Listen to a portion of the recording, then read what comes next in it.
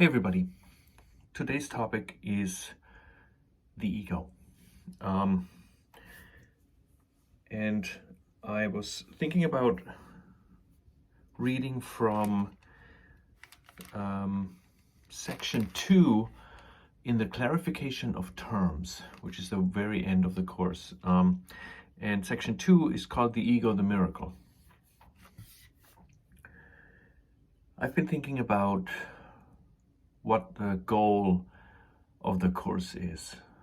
And in one way, there are a couple of goals. Forgiveness, learn how to forgive, get to a state of peace, and quiet the mind, because it says the memory of God comes to a quiet mind. So learning how to forgive. I realized the other day, I have thought about this a lot before, but it became very clear that the main focus of the course is for us to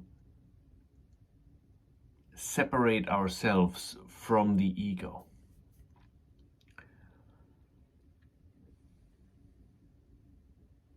And the course spends a lot of time on explaining the dynamics, quote unquote, of the ego.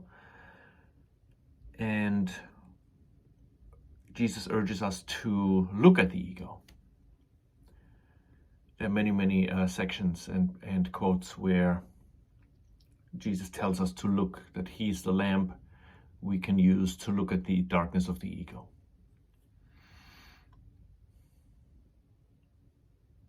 And the reason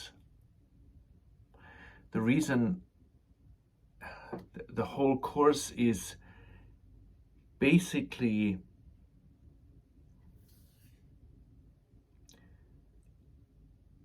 set for us to disentangle us from the ego, is because we are 100% identified with it. When the tiny mad idea happened that said there's more than God, we looked at that idea for a moment and basically thought, what if there's more than God? And at that moment, the ego was born that said there is more than God and you can have more than everything. And we had this moment of choice that we still have every single moment of the day, this moment of choice where we can decide between the Holy Spirit's voice and the ego's voice. And at that moment, we moved our attention to the ego. For 1 second, we forgot the Holy Spirit, and the ego starts talking to us or telling us about our sin. Without sin, there wouldn't be, the whole ego would not have had any power over us. We would not have identified with the ego. The only reason we identify with the ego is because it told us we are sinful, and because we cannot be a separate being in addition to oneness existing. We can only have oneness or a separate individual being. There cannot be both. So if we are alive, oneness must have been destroyed. And the ego says, now that you're individual, you have killed God, you have destroyed oneness. And that is a sin. And from that came guilt and fear and the making of the world. And now we made this body, and we're in this body,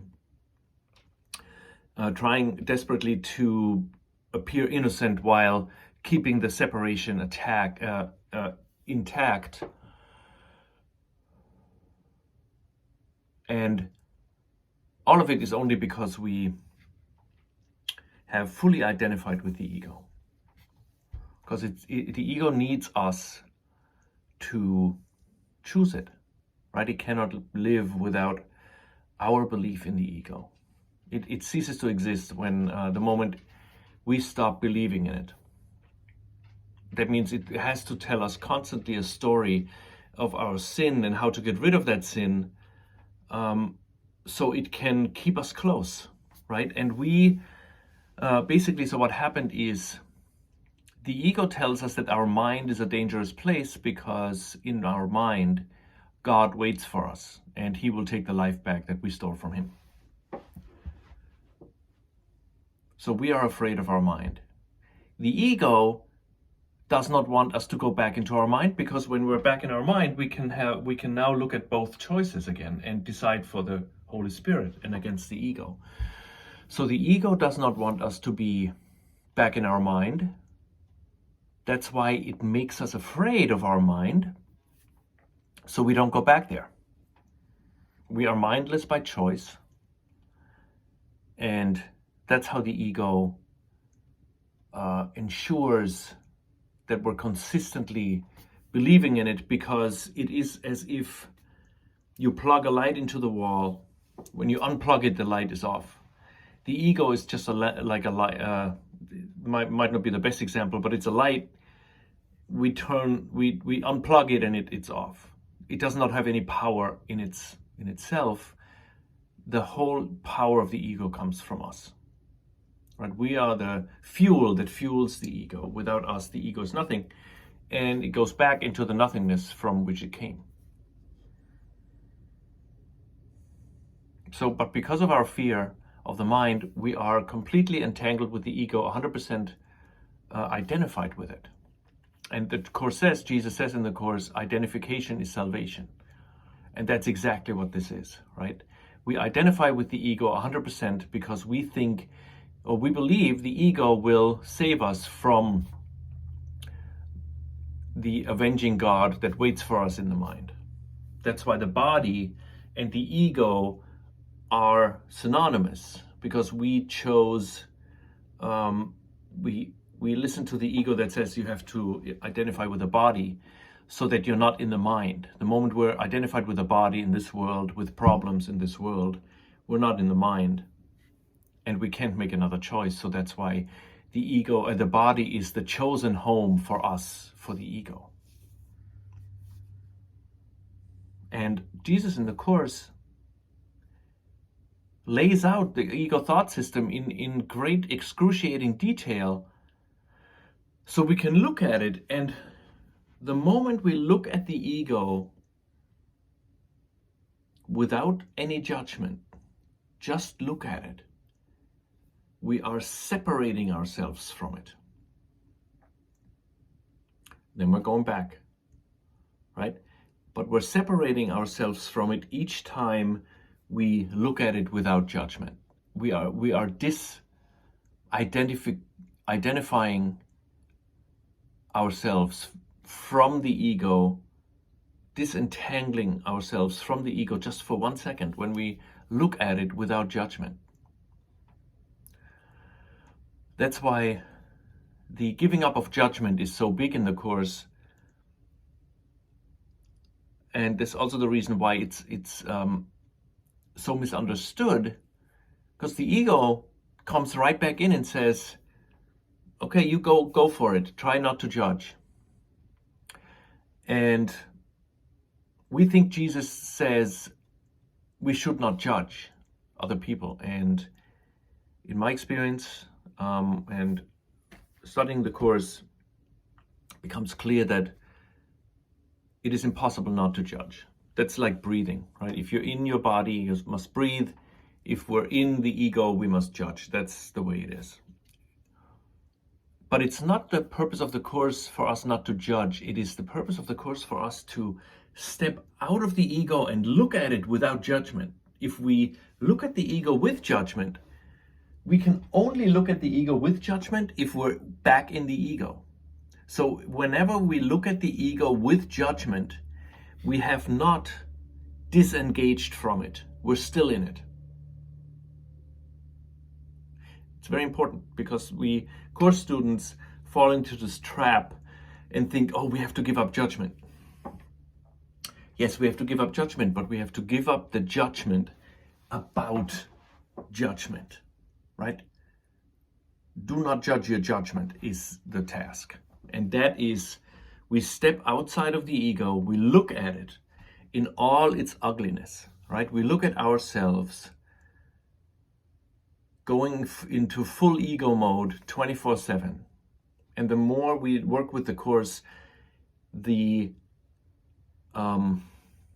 lower the threshold is before we realize what we're doing. And it's not a pretty sight, right? When we look at the darkness of our ego, that's why Jesus has all those beautiful sections in it, encouraging us to, to realize that love has not abandoned us, and God still loves us, and heaven has not changed, and nothing real can be threatened, like the introduction says. But the task for us is to step outside the ego and look at the ego without judgment. And that's hard to do, because we're so, the moment we're with our ego, sin is our second nature. We cannot but believe we are, as lesson 93 says, the home of evil, darkness, and sin when we're with the ego, because that is our bread and butter when we're with the ego. So in order for us to make it to the other side, to the Holy Spirit, Jesus is the right mind, we need to disengage from the ego, and the disengagement is the looking at the ego, right? We're kind of we're getting out of the ego and we're looking at it. This is like in front of us, and we're looking at the ego, and Jesus gives us every single detail, special love relationship, special hate, explains projection, explains that we want to throw people into a precipice, right? I mean, it's dark, very dark, but Jesus's task is for us to learn that the ego is nothing. And we can only do that if we look. So in the ego, the miracle clarification of terms, I didn't count it, but there is 1, 2, 3, 4, 5, 6 times, 7, 8 times when Jesus asks, basically, what is the ego? He asks. And for example, the first one, what is the ego? It says, but a dream of what you really are, a thought you are apart from your Creator, and a wish to be what He created not. A dream of what you really are, right? So we are the Son of God that believed the ego, that we're sinful, and at that very moment we completely merged with the ego. So we are no longer the Son of God because we forgot. We still are the Son of God, but we completely forgot who we are. We think we are a dream, and we are a dream of what we really are. Right? We're inside the ego, melted with the ego, and the ego is only based on separation, sin, guilt, and fear. So what else can we be? Right? We are the home of evil, darkness, and sin when we're with the ego. There's no other way. So the ego is a dream of what we are, a nightmare of what we are. A thought you are apart from your Creator, and a wish to be what He created not. The ego is a thing of madness and not reality at all. A thing of madness because we think with the ego it is possible to change God. That's why the introduction to the Course is so important. Always come back to it. Nothing real can be threatened. Nothing unreal exists. Nothing real can be threatened. Reality cannot be changed at all. That means there is no sin. Because sin says we have changed reality. We have made it into something else. We have made it into a punishing God, into an avenging God that wants his life back that we stole from him. And that is all what the ego tells us all the time. Second paragraph says, what is the ego? Nothingness, but in a form that seems like something. In a world of form, the ego cannot be denied, for it alone seems real. Everywhere we look, we only see separation if we're with the ego. So one of the brilliant, quote unquote, brilliant features of the ego is that we only see the ego when we look outside. That's why the Course says in the workbook, what you see is a form of vengeance. We can only see the ego unless we go to the Holy Spirit, which is a completely different experience. But in our day-to-day life, we only see the ego. We see people that either give us something that we want, they fulfill our need, or we see people that don't fulfill our need. We see situations that fill our need, which is special love, or we see situations that don't fill our need, which is special hate. We cannot see outside the ego within the ego thought system. If we have red glasses on, we cannot see but red. There's nothing else we can see. The ego tells us, oh no, you have beautiful things here as well, right? Which is a trick for us to stay with it and not question it, not step out of the ego and look at it clearly for what it is, right? To disentangle, to disengage, to dislodge from the ego and look at it for what it is without judgment. That is what brings us to the other side in time. And then in paragraph 8, it gets really epic. It says, where there was darkness, now we see the light. What is the ego? What the darkness was. So, for Jesus, the ego is in the past. It is 1 second we considered it, and because it cannot be, it never was, and heaven continued, right? So the ego is always in the past. It is gone.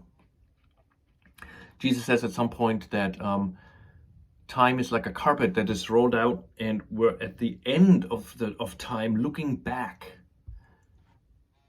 So the ego, and therefore us as we have identified with the ego, is in the past. It is an after image and no longer there. What is the ego? What the darkness was. Where is the ego? Where the darkness was. What is it now, and where can it be found? Nothing and nowhere. Now the light has come, its opposite has gone without a trace. Where evil was, there now is holiness. What is the ego? What the evil was. Where is the ego? In an evil dream that but seemed real while you were dreaming it. Where there was crucifixion stands God's Son. What is the ego? Who has need to ask? Where is the ego? Who has need to seek for an illusion now the dreams are gone?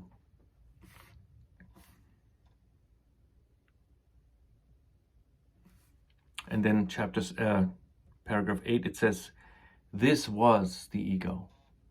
All the cruel hate, the need for vengeance and the cries of pain, the fear of dying and the urge to kill, the brotherless illusion and the self that seemed alone in all the universe. This terrible mistake about yourself, the miracle corrects as gently as a loving mother sings her child to rest. Is not a song like this what you would hear? Would it not answer all you thought you to ask and even make the question meaningless? I mean, this is very poetic language, but everything in the Course, this included, is one puzzle piece in this thought system that Jesus lays there bare in front of us to look at, and then realize that it's nothing, right? But we can't realize that it's nothing if we don't very clearly and courageously look at the ego with Jesus. And the with Jesus part is the non-judgment part, right? That's why it's always good to ask Jesus for help. Whenever we look at the ego and we become aware of what we're doing or what we're thinking about somebody else or ourselves, it's always good to ask for help immediately. Because otherwise, we seemingly look at the ego and seemingly do what the Course says, right? But we're judging. The moment we feel guilty when we're looking at the ego, we must be in the ego. And that is not the looking that Jesus means, because the only purpose for the Jesus looking is to disengage from the ego, right? The ego doesn't matter, it's an illusion. The only reason why he tells us in 660 pages what the ego is that we look at it. And the looking at it without judgment disentangles us from it. And that is how we disengage and become, it's like Velcro. You slowly, it's just, slowly, and then all of a sudden it comes off. Each time we look at the ego without judgment, we're with Jesus automatically. And Ken always said that being in the right mind means being in the wrong mind without judgment.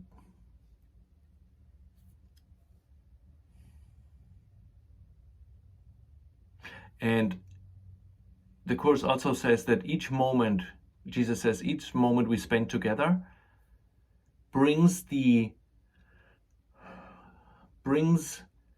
end nearer to you, and it makes you believe that it's possible to do it. So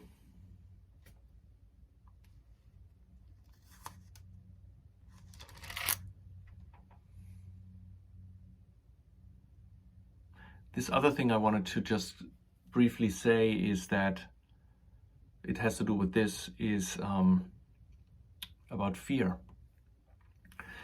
I have experienced a lot of fear in my journey with the Course. It comes and goes, and it stays for a couple of weeks. It's more intensified, then it goes away again, comes back. And it describes in the Course that it's a very common and necessary step to experience times in this process with increased fear. And I was thinking a lot about what that fear is, and the Course explains it, and it's the fear of God and the fear of love. I also realized something, and that has to do with this, is that me as the Son of God, I'm not the one that is afraid. I'm only afraid if I'm entangled with the ego, because it is the ego that is afraid. That is why it makes this whole story up for me as the Son of God to stay with it.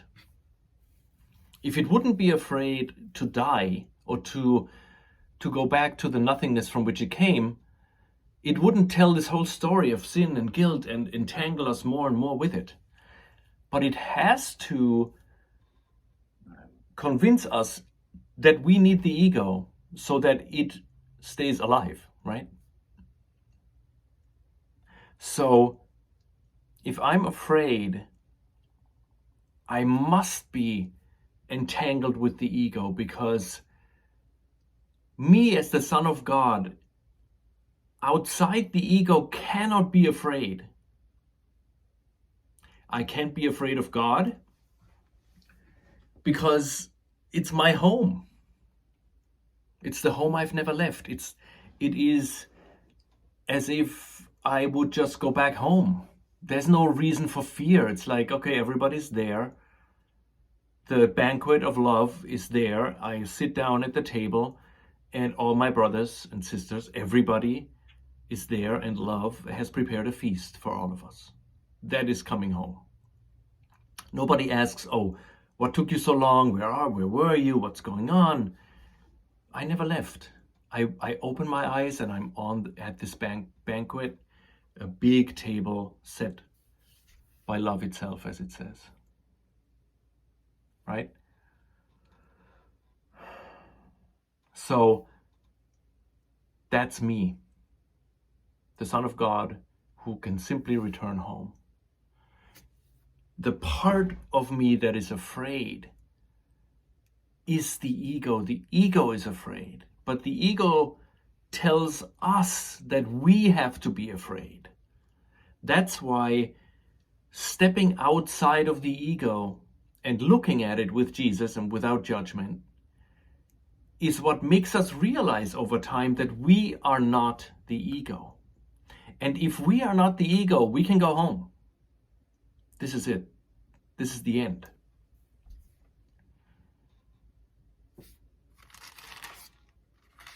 If we are not the ego, we have never left home. So the process is for us to disentangle ourselves, to realize what is afraid is the ego. It is not me as the Son of God, as the decision maker. The decision maker that is dislodged from the ego must be in the right mind, because you can be either or. The decision maker must be in the right mind, which immediately the memory of God returns to him. Because there's nothing in between anymore. The only thing that's in between is the thought of the ego, right? And that's why Jesus says, where's the ego? It's nowhere. Once we're here, once we're disentangled from the ego, it is no longer there. Only through our belief is it upheld.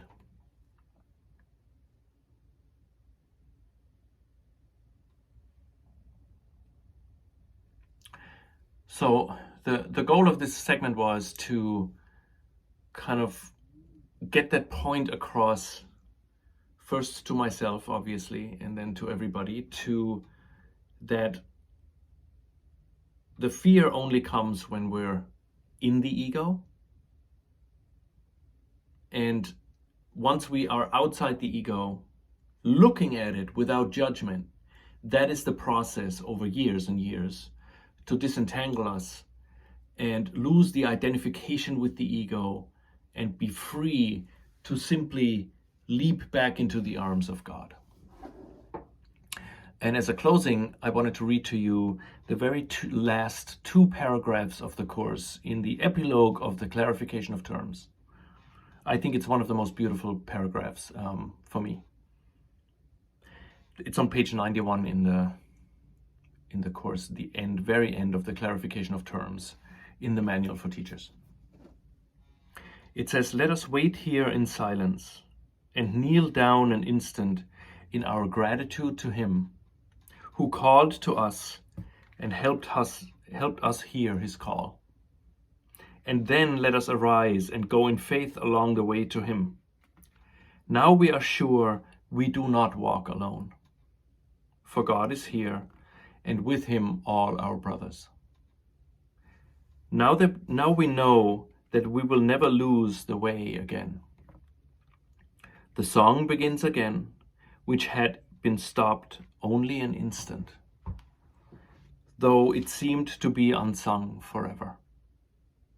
What is here begun will grow in life and strength and hope until the world is still an instant and forgets all that the dream of sin has made of it.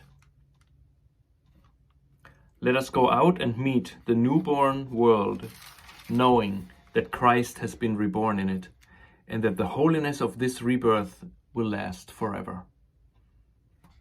We had lost our way, but He has found it for us. Let us go and bid Him welcome, who returns to us to celebrate salvation and the end of all we thought we made. The morning star of this new day looks on a different world, where God is welcomed and His Son with Him. We who complete Him, offer thanks to Him, as He gives thanks to us. The sun is still, and in the quiet God has given him, enters his home and is at peace at last.